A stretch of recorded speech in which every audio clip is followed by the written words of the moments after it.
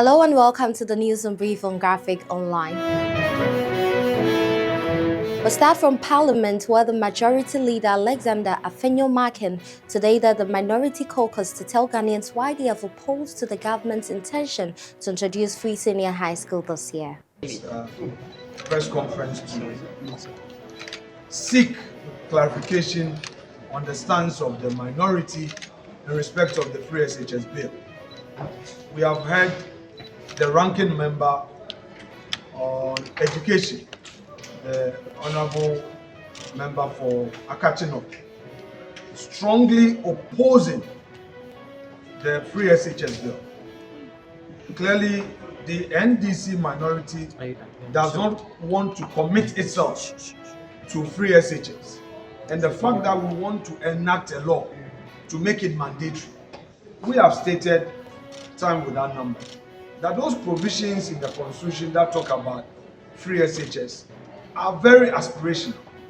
They are aspirational provisions. So the way to go is to enact a law to regulate the free SHS policy, which is currently in operation. The NDC is opposed to this, and they have spoken through their ranking member. We want them to tell Ghanaians whether free SHS is not their priority as a responsible opposition. That's all I'll call. Thank you very much. Away from Parliament, we take it to Graphic Business Stanbic Bank Brayford meeting, where today discussants restated Ghana's challenge with agriculture and urged urgent effort to make available cheaper and patient capital, equipment, and more intervention by government to encourage production. The discussants emphasized the need to introduce and enforce deliberate interventions to improve yields per acre and tackle post-harvest losses.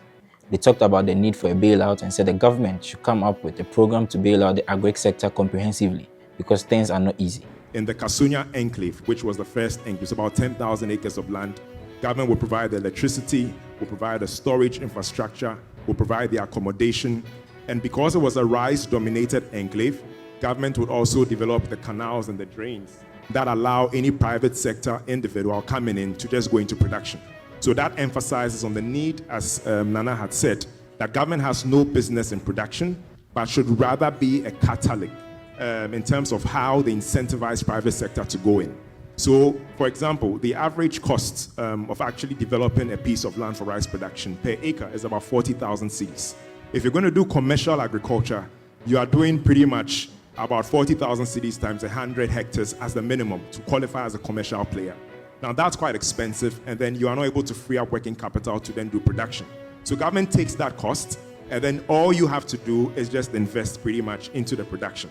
Now that's a step in terms of what we are currently doing to fix that issue. At the same breakfast meeting, it was stressed that the country must strive for a high degree self-sufficiency and import substitution to get around the economic challenges that have brought about high cost of living. It was Ato Afo, the Managing Director of Graphic Communication Group Limited, who said doing so would be in the line with national vision of Ghana Beyond Aid. I think we need to work at developing strategic marketing, which includes packaging amongst others, to create local value for the farmers and export saliency for those who work in that value chain.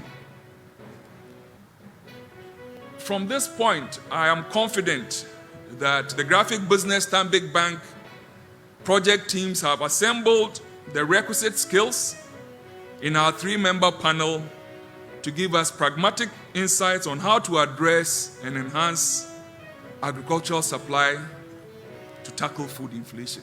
The Chief Executive Officer of Stanbic Bank Ghana Limited, Kwamena Asumani, supported the need for improved agricultural productivity in Ghana and says Stanbic Bank was passionate about funding agriculture.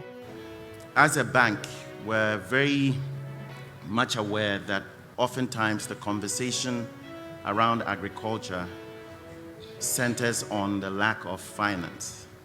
And today we're hoping that with the partners so assembled, we'll be able to have a good conversation on what other factors, in addition to access to finance, can help unlock this proverbial low-hanging fruit.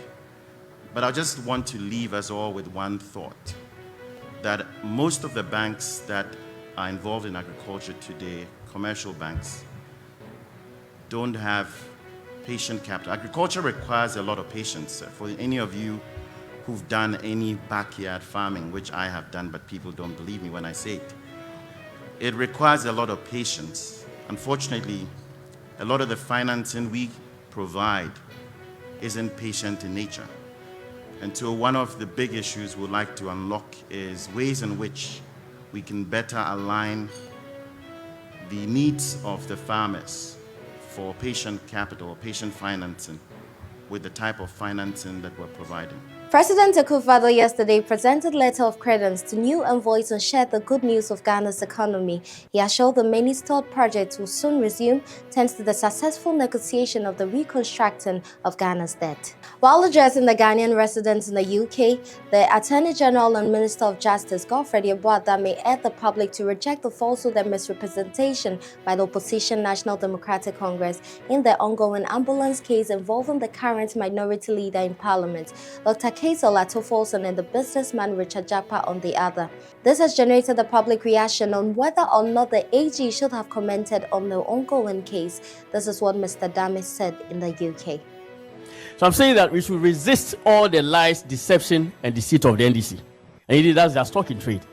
And I personally, I can attest to that.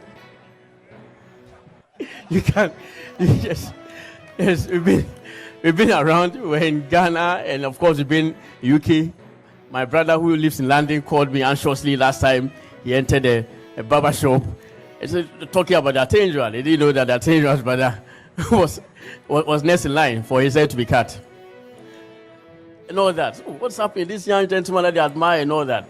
But again, the lies, deception, and the deceit of the NDC was at work. And within a matter of 2 days, when we started our cross-examination of the person who was spreading all those lies, you see how the matter is going.